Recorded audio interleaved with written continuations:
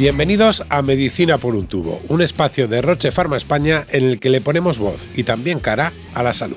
En este episodio vamos a poner foco en una patología poco común, la hemofilia. Y lo vamos a hacer conociendo a un gran experto en el tema, el doctor Manuel Rodríguez López, del Complejo Universitario de Vigo. Buenas tardes. No me equivoco, ¿no? Del sitio. No, Vigo. Doctor, bienvenido. Muchas gracias. En primer lugar, ¿cómo se anima uno a ser médico y cómo acaba uno especializándose en hematología? Bueno, es una buena pregunta, ¿sabes? Yo realmente, ayer cuando hablábamos, le llamé a mi madre para preguntarle, oye mamá, ¿cuándo empecé yo a decir esto de que quería ser médico? Y me dice, con 7 o 8 años empezaste a decir que querías ser médico y acabé siendo médico, pero realmente la consciencia de querer ser médico la ganas, pues eso, con 14, 15, 16 años, cuando un poco pues tienes que ir tomando decisiones a propósito de cómo vas a orientar tu vida, ¿no? A mí me parecía que la idea de ayudar al prójimo era una idea bonita. Hay muchas formas de ayudar al prójimo. Podía ser bombero, pero bueno, el fuego me da miedo. Podía ser policía, pero no me gustan las armas. Estudiaba en un colegio de curas, y hombre, sí, los curas ayudan mucho, pero claro, veía que el cinturón con el voto de pobreza, el voto de obediencia aún, pero el de castidad no me iba nada, ¿no? Entonces como que acabé, decidiéndome por la rama sanitaria y por la medicina, que entendía que era una forma muy bonita de ayudar al prójimo. Pero ya te digo, era algo que venía ya desde pequeñito, que no sé por qué, quizás era porque veía la serie de Benny Hill y claro, lo veía corriendo detrás de las enfermeras. Esto se lo dije a mi hijo cuando me preguntó por qué quería ser médico, por qué había hecho medicina. Pero es algo que sí, que desde muy pequeño y que pues fue calando la idea en la cabeza y que nunca quise ser otra cosa que no fuera ser médico, pues realmente. Y uno va avanzando y conforme pasa el tiempo decide ir especializándose cada vez más, tiene que hacerlo. Sí, realmente lo de la hematología, sí que es verdad que a la hematología llegué un poco te diría que por azar, ¿no? O sea, realmente, si me dices, durante la carrera pensabas en la hematología como la especialidad a la que te dedicarías, pues no, la verdad es que no. A mí me gustaba mucho digestivo, sabía más bien lo que no me gustaba, o sea, no me gustaba ginecología, no me gustaba urología, las cirugías en general no me apasionaban, y de las especialidades médicas probablemente la que más me gustaba era digestivo. Bueno, en su momento yo preparaba el MIR en una época en que éramos muchos para pocas plazas, o quizás las mismas plazas, pero muchos más, ¿no? Y llegó un momento en que un compañero que quería hacer psiquiatría y que tampoco le daba la nota para hacer psiquiatría en España me dijo, oye, si lo intentamos también en Portugal, pues mira, pues al final era estudiar un poco de portugués, que para un gallego no es algo realmente complicado, ¿no? Eran 20 horitas de como digo yo, de clase y después echar un poco de morro a la vida. Y nos liamos la manta a la cabeza y presentamos también en las pruebas en Portugal. Y al final pues llegó el momento de escoger y ya no había digestivo en el momento en que fui a hacer yo la elección, y estaba hematología, pues hematología cogí. La verdad es que 30 años después, si te digo la verdad, si volviera atrás, volvería a hacer la misma elección que hice, porque sí descubrí una especialidad que es muy bonita, es muy completa, es muy intensa, que es una especialidad también compleja. A mí me llama la atención, por ejemplo, que en España el programa formativo son solo 4 años, para una especialidad que, te digo, que nos falta operar, porque es probablemente la única especialidad en la que tú puedes hacer todo el trayecto del paciente, desde el diagnóstico hasta el tratamiento, sin necesitar de ninguna otra especialidad. No necesitas un cirujano, no necesitas un internista. Tú puedes hacer una extracción de sangre, verla al microscopio, hacer el diagnóstico de la leucemia, por ejemplo, y pautar el tratamiento, ¿eh? O sea, esto lo puede hacer lo puedes hacer tú solito, ¿no? Entonces ya te digo, llegué un poco por azar. Y 30 años después me alegro mucho de que el azar me llevara a la hematología. Sí. Y en esos 30 años, si ponemos foco en la patología que nos ocupa, la hemofilia, ¿cómo ha evolucionado la calidad de vida de los pacientes en 3 Primero décadas? Te voy a contar cómo llegué yo a la hemofilia, porque eso es algo que nunca lo olvido. O sea, yo estaba en el hospital, en el antiguo hospital, si era el CIES de Vigo, y había una persona que llevaba a los pacientes hemofílicos, la doctora Boullosa, que una gran persona. Entonces un día la doctora Boullosa dijo que no quería seguir viendo pacientes hemofílicos. Ella había, pasado la época dura de la epidemia del VIH, aquellos problemas que hubo con los concentrados y en los 80, y llegó un momento que ya no quería ver más pacientes con hemofilia. Entonces el jefe en aquel momento del servicio tenía que poner a alguien y nadie quería ver a los pacientes hemofílicos y pensó en mí. Yo, ahí me pusieron y él en aquel momento me dio una razón que, claro, cada día que pienso en ello me echo a reír, porque me dijo: prefiero uno poco listo y que trabaje mucho a uno que sea muy listo y solo me dé problemas. Hombre, la verdad es que no lo vi como un gran piropo, pero bueno, no me ha venido mal y hasta aquí he llegado, ¿no? Y volviendo a una información casi más básica, dado que es una patología que tiene una baja prevalencia y hay mucho desconocimiento, sí, yo creo, sobre la hemofilia, ¿cómo le explica a un recién diagnosticado qué es la hemofilia? Bueno, realmente nosotros cuando hacemos un nuevo diagnóstico, sobre todo cuando es un diagnóstico un recién nacido y una familia que no sabe que porta el gen causante de la mutación genética causante de la enfermedad, siempre intentamos tranquilizar a la familia en el sentido de que, primero le vendemos aquello de que es una enfermedad de reyes, que siempre queda bien, ¿no? Porque, hombre, no es lo mismo una enfermedad de reyes que una enfermedad de obreros, ¿no? En segundo lugar, también es cierto que intentamos hacerles ver que la única diferencia que hay entre su hijo y el hijo del prójimo es sencillamente un gen. Es decir, las potencialidades que el niño tenga que tener a priori, y sobre todo con los nuevos tratamientos, porque hace tiempo se hablaba en publicaciones de que los niños con hemofilia, que tenían a lo mejor más déficit de atención, o tenían más problemas de aprendizaje para según qué materias, pero hoy en día la diferencia que hay entre un niño de estos y otro niño que no tenga la hemofilia realmente es un solo gen. Y con los tratamientos que tenemos conseguimos paliar en gran medida la consecuencia de la alteración genética. Entonces, intentamos tranquilizar a las familias, obviamente hacer un proceso de educación, de enseñarles en qué consiste la enfermedad, para que estén alerta a los síntomas, signos que son al final el sangrado, ¿no? Pero que ese sangrado, por ejemplo, en los niños pequeñitos que no hablan, que no gatean, que el sangrado es difícil de reconocer y a veces simplemente el llanto inconsolable, como decimos nosotros, ¿no? Pero realmente sí, al principio para las familias supone sobre todo aquellas familias que ya te digo que no tienen el antecedente, esa historia para atrás, ¿no? Supone un shock desde un punto de vista psicológico, sí, es complicado. Lo de la enfermedad de la realeza podría ser un mito. Sí. ¿Qué mitos llegan a la consulta? O sea, claro, pues sucede con todas las enfermedades que son raras. Sí, hay aquellos, ¿no?, que te dicen esto se contagia, ¿no? Hombre, más que contagiarse se transmite, pero contagiar no es una enfermedad contagiosa, ¿no?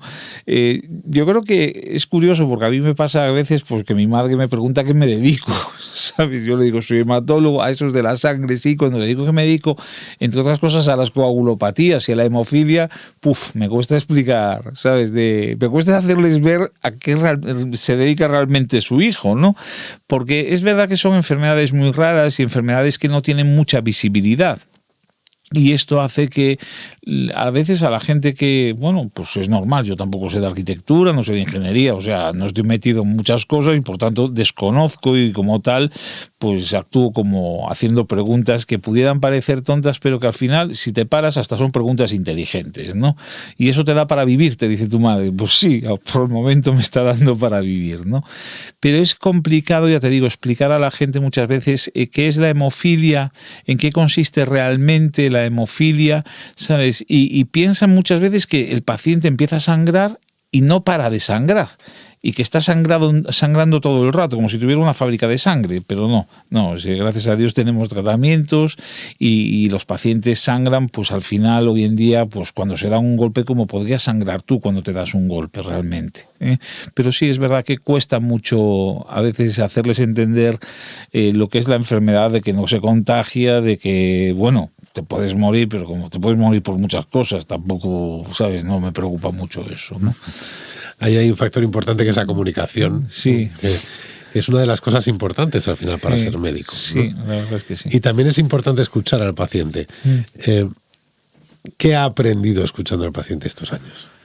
Yo del paciente hemofílico he aprendido la importancia de la rutina, la perseverancia, ¿sabes? La disciplina. Yo creo que el paciente hemofílico, la gente que veo en la consulta, aparte de que es gente, muchos de ellos con aficiones muy interesantes, porque claro, hoy en día sí hacen una vida muy parecida, casi igual a la de las personas que no tienen hemofilia, pero hace 20 años, cuando la profilaxis, por ejemplo, no estaba tan generalizada, pues había una tendencia a que el niño no se moviera mucho, ¿no? O sea, y eran gente que desarrollaba pues, aficiones, pues como puede ser la fotografía, la música. Yo conozco hemofílicos con colecciones musicales que te quedas realmente alucinado, ¿sabes? Y con un conocimiento de música, de la música desde los años 50, 60 hasta hoy, que es realmente alucinante. Algunos con una calidad a la hora de hacer fotografía que se dedican profesionalmente, han llegado a dedicarse profesionalmente a la fotografía.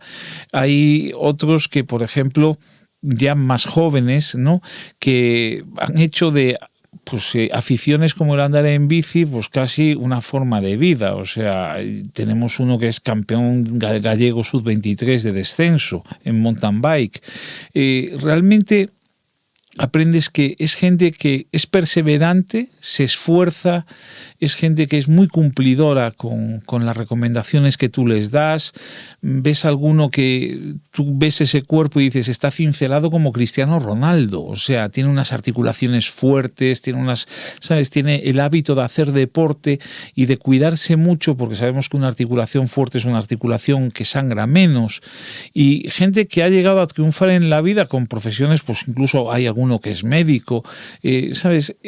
Te das cuenta de que hacen teóricamente de la debilidad o de la fragilidad, hacen una virtud, y se hacen fuertes y, ya te digo, consiguen pues realmente el éxito en muchas de las actividades que inician, ¿no? Yo eso creo que es algo que se aprende de ellos, ¿sabes? Llama la atención especialmente el hecho de tener una vida muy activa, que igual hace 20 años hubiera sido impensable, ¿no? Ya te digo.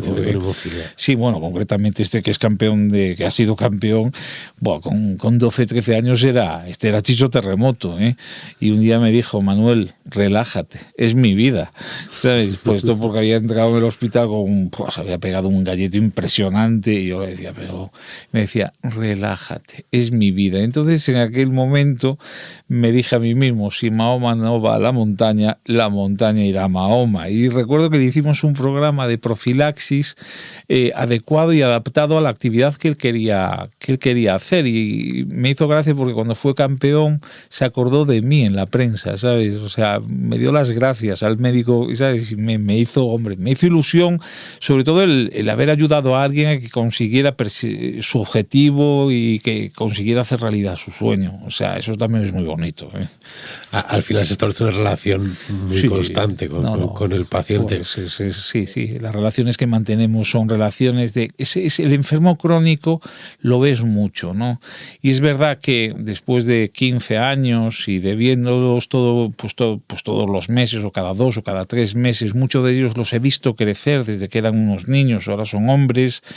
Con otros hemos envejecido a la par, ¿no? Y eso crea una serie de vínculos que muchas veces trasciende lo que es la propia relación médico-paciente, sí, es verdad. Hablando de esos vínculos, para los que nos están viendo, ¿cómo es la Nochebuena en el hospital?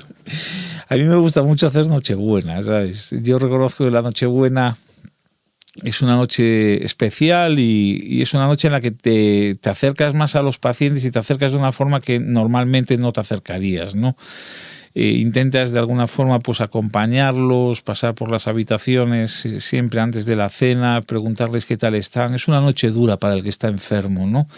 Y muchas veces pues se desahogan o te hacen preguntas íntimas, preguntas digamos que normalmente no responderías, pero que esa noche, como es Nochebuena, pues les permites la licencia de preguntarte lo que quieran y les contestas pues lo que quieren saber, si se enteran mucho, si tienes niños, si no tienes niños, qué fue de tal, o sabes que te gusta o te deja de gustar hacer estas cosas, ¿no? Y tú, pues bueno, lo contestas y intentas de alguna forma acompañarlos en una noche tan especial. También hay algo especial que ha sucedido en la relación con los pacientes, o que ha cambiado la relación con los pacientes, que tiene que ver con la pandemia. En ese momento en el que empezamos a utilizar la tecnología para llegar a donde no podemos llegar físicamente. ¿Qué nos queda de eso? ¿Seguimos utilizando herramientas digitales? La verdad es que la pandemia fue un momento de mucho estrés para todos, ¿no? Porque sobre todo se abría un escenario que era completamente desconocido y corríamos el riesgo de que el paciente pudiera no sentirse acompañado, ¿no? Yo, por ejemplo, en ese momento no era utilizador de WhatsApp. La verdad es que veía el WhatsApp, veía a la gente en casa, a mi mujer, a mi hija, mi hijo todavía no, pero mi mujer y mi hija utilizaban el WhatsApp. Yo me negaba a usar el WhatsApp, no le veía. Pero en aquel momento reconozco que la forma que encontramos de que el paciente se sintiera acompañado en todo momento, de que pudiéramos, digamos, establecer una relación de conexión muy directa entre ellos y yo, fue dándoles el número de teléfono y activando el WhatsApp. Y es verdad que desde el 2020 utilizamos el WhatsApp, seguimos utilizándolo, ellos además son muy respetuosos, hay que decirlo, porque no utilizan el WhatsApp para mandarme tonterías, no saben que aquello es para cosas muy concretas, para cosas que puedan surgir, de una necesidad que tengan. Piensa que la población hemofílica en este caso está muy dispersa, ¿no? Y no está cerca del centro hospitalario, están, pues normalmente alguno vive en la ciudad, pero es gente que vive normalmente a 20-30 kilómetros del complejo hospitalario, ¿no? Y de alguna forma el WhatsApp nos ha permitido pues facilitarles a ellos la vida. A mí también me lo facilita, porque no es lo mismo que el paciente venga, tengas que atenderlo en la consulta, simplemente para darle un informe, a lo mejor para pasar un psicotécnico o para darle unas instrucciones para una extracción dentaria. Eso lo puedo hacer a través del WhatsApp y mandándolo a través de este medio. Entonces, es verdad que eso llegó con la pandemia y eso pues se ha quedado a posteriori y nos resulta a todos muy cómodo, a ellos y a mí, y la verdad pues estamos muy satisfechos. Es verdad que alguna vez, por ejemplo, te entra el típico doctor, vamos para el hospital que mi hermano se abrió la cabeza, ¿no? Y te quedas así un poco, no sabes, preparándote para lo que te va a entrar por la puerta de urgencias, pero bueno, quitando ese pequeño detalle, o te llega a las 12 de la noche el WhatsApp, ¿no? Pero quitando ese pequeño detalle, no. La verdad es que las nuevas tecnologías nos han ayudado mucho y es verdad, están para quedarse. Yo, de hecho, trabajo delante de una pantalla de ordenador donde abro el WhatsApp cuando llego por la mañana para en todo momento saber si me entra alguna cosa de algún paciente, ¿sabes? Y ya para poder interactuar, y si tengo que hacer un informe rápido, lo hago, lo firmo con la firma digital, se lo cargo a través de WhatsApp y ya lo tiene, ¿sabes? A mí me ha ayudado muchísimo. Y hablando ya de tecnología en un sentido más amplio, sí.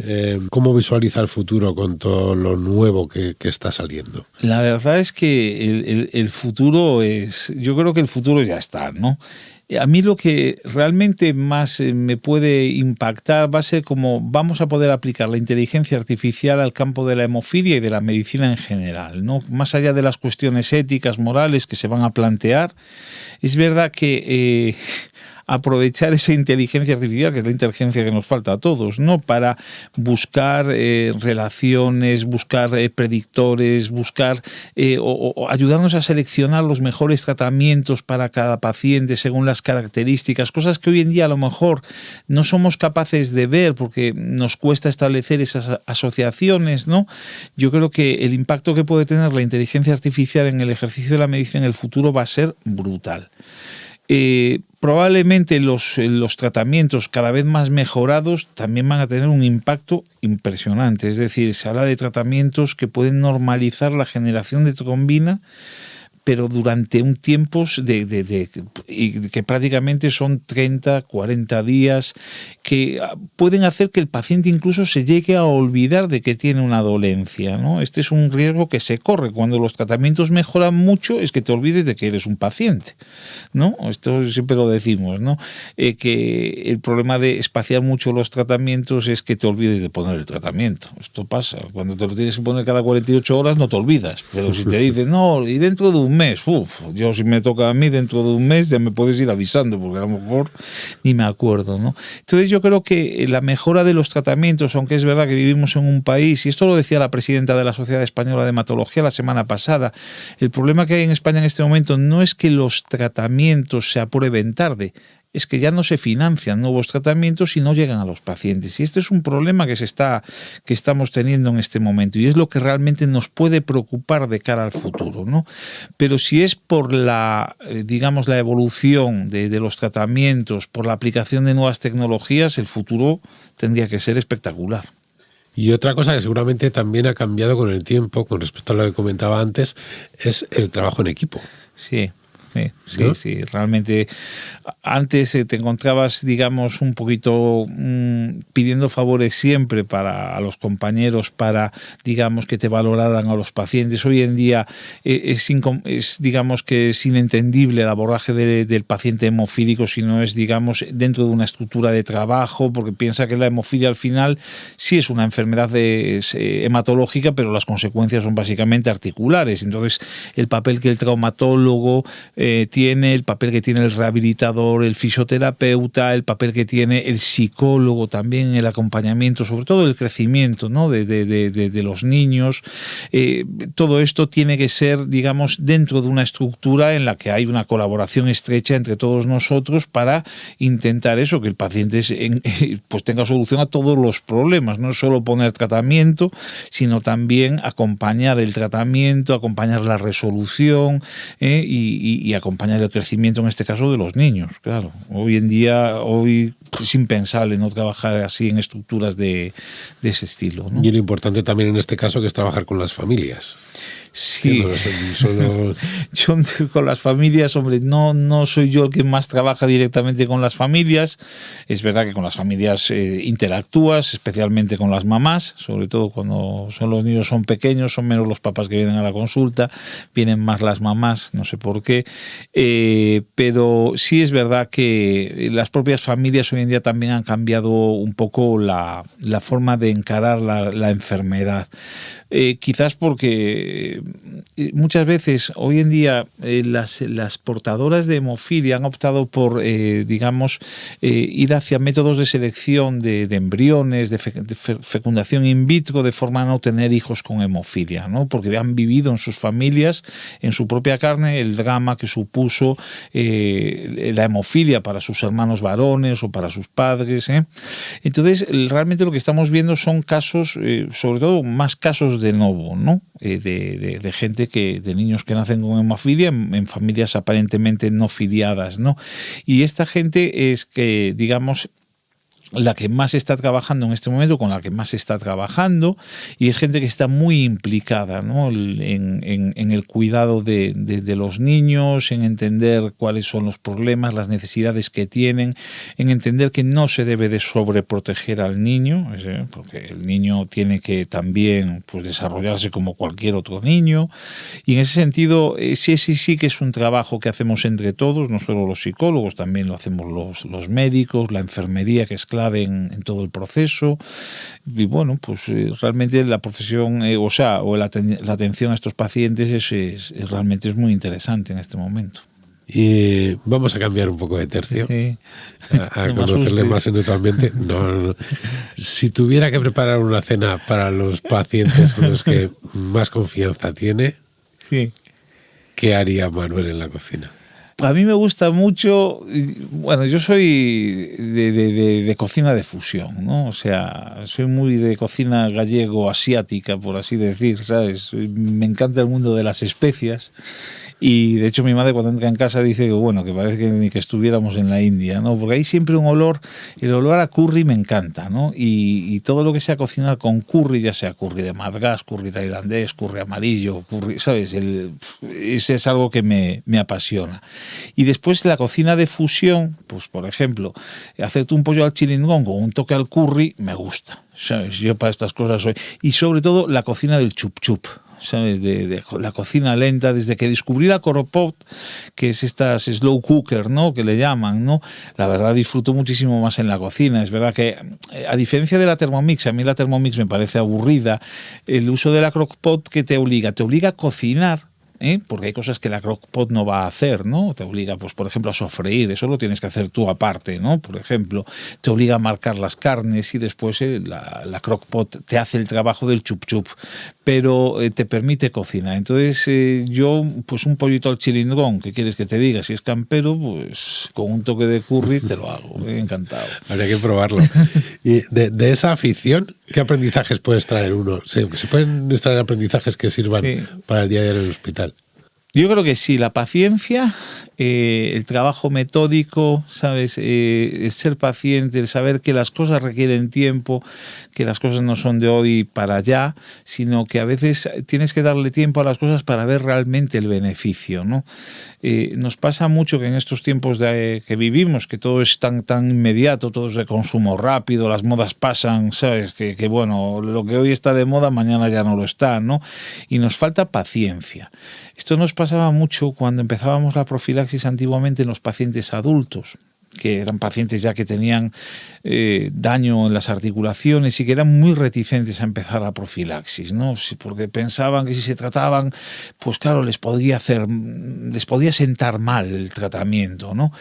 Y el paciente adulto lo que teníamos que tener era paciencia y le decíamos que tenía que perseverar, porque sabíamos que antes o después todas las molestias que tenía, o muchas de ellas, iban a mejorar simplemente realizando ese acto que es administrarse el tratamiento de forma regular.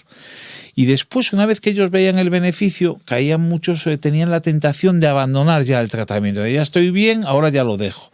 Y ahí teníamos que ser pacientes también y decirles, hay que perseverar, porque si tú sigues estarás cada vez mejor. Pero ha sido esa paciencia, la perseverancia, la constancia lo que, ¿sabes?, lo que nos permite ver ese beneficio. Y eso en la cocina también es así, o sea, tienes que perseverar, tienes que ser constante y paciente porque los platos no se hacen de hoy para ayer. En esa evolución de relación con el paciente, ¿quién tiene más paciencia? ¿El paciente niño o el que ya se ha convertido en adulto? Depende, cada uno tiene sus peculiaridades, ¿no? El niño al final va a hacer lo que le manden los papás, ¿no? O sea, y en ese sentido te puedes encontrar el típico niño rebelde, pero ya tenemos soluciones para el niño rebelde, y te puedes encontrar el niño que, ¿sabes?, se toma esto con naturalidad y como un juego, ¿no? El paciente adulto es un paciente que hay que negociar muy bien, porque cada uno es de su padre y de su madre, todos tenemos un bagaje hacia atrás, ¿no?, que de alguna forma condiciona nuestras decisiones futuras. Si tu experiencia pasada no ha sido buena, a la hora de tomar decisiones de cara al futuro estás un poco condicionado, ¿no? Entonces, yo creo que cada uno necesita un abordaje diferente. En el caso del niño hay que atender un poco a lo que es el niño. En el caso del niño, además, hay que tener en cuenta cómo son los padres o los cuidadores.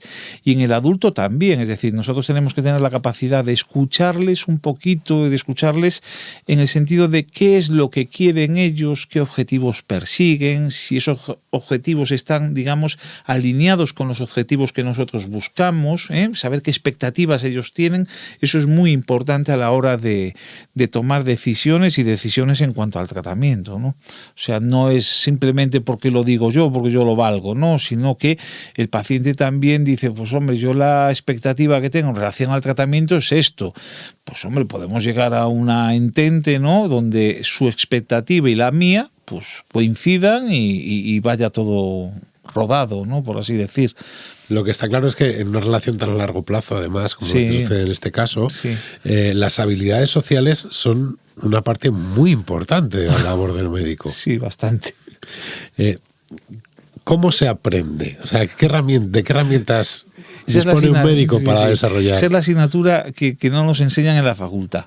¿Sabes? Nosotros siempre decimos que no nos enseñan a comunicar malas noticias. Y es verdad, y muchos de nosotros fallamos, y yo me incluyo, a la hora de comunicar las malas noticias, porque realmente no sabes muy bien, ¿no?, cómo gestionar, porque tienes que gestionar emociones, las tuyas y las de la persona que está enfrente, y es algo que cuesta, ¿no?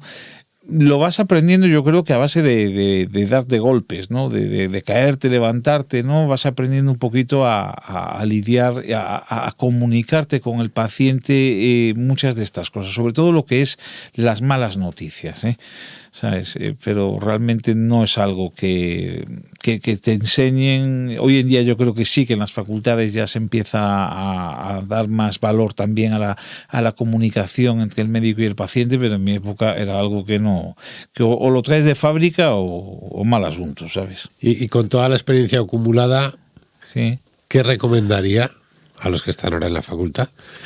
¿Y qué recomendaría hacer y qué avisaría de que no se debe hacer nunca? Yo creo que es importante que cuando uno se dedica a esta profesión tiene que tener una serie de características, pero hay una que para mí es muy importante. Más allá de la inteligencia, creo que la perseverancia es importante, pero sobre todo hay que tener capacidad para empatizar, para ponerte en la piel del prójimo. Es decir, si tú no eres capaz de entender que el prójimo es algo más que una analítica, una radiografía o que un problema concreto, sino que ahí lo que tienes es una persona que tiene un problema de salud que le está demandando de ti ayuda, si no eres capaz de ponerte en la piel de esa persona y entender el sufrimiento que tiene esa persona, es mejor que te dediques a otra cosa. Yo ese es el consejo que te daría. Es decir, ser médico es muy bonito, pero antes que médico eres persona. Yo prefiero un médico que me sepa tratar como persona que un médico que sea muy muy bueno pero que no atienda al aspecto a la persona que tiene delante, ¿sabes? No, pues yo lo que te diría es eso, que esto está muy bien, pero hay que ser persona antes que nada. ¿Y qué sería lo más gratificante de estos últimos 30 años? Cuando te dan las gracias, ¿sabes? Te vas para casa con otra cara, ¿sabes? Yo cuando un paciente te da las gracias, entonces te das cuenta de que realmente lo que haces compensa. Te da las gracias porque le has ayudado, porque le has resuelto un problema, eso es la bomba, ¿sabes? Yo creo que pocas cosas son tan gratificantes. O sea, te olvidas de que el Sergas te paga poco y mal, te olvidas de las noches despierto, te olvidas de todo. Llegas a casa con otra cara, ¿sabes? Sí, pero eso es muy importante, sí. Que te den las gracias, yo creo que es lo que te hace, lo que realmente te reconforta y lo que realmente te hace recordar por qué coño estudiaste esto, por qué te dedicas a esto. Pues doctor, muchísimas gracias por estar con nosotros en Medicina por un tubo. Pues un placer para mí, muchísimas gracias a vosotros. Y hasta aquí este episodio de Medicina por un tubo. Recuerda que si quieres acceder a más contenidos como este, sobre hemofilia, sobre cualquier otra patología, puedes seguirnos en nuestro canal de YouTube o en cualquier plataforma de podcast. Además, si quieres más información, solo tienes que entrar a roche.es. Allí te esperamos. Hasta la próxima. Un saludo.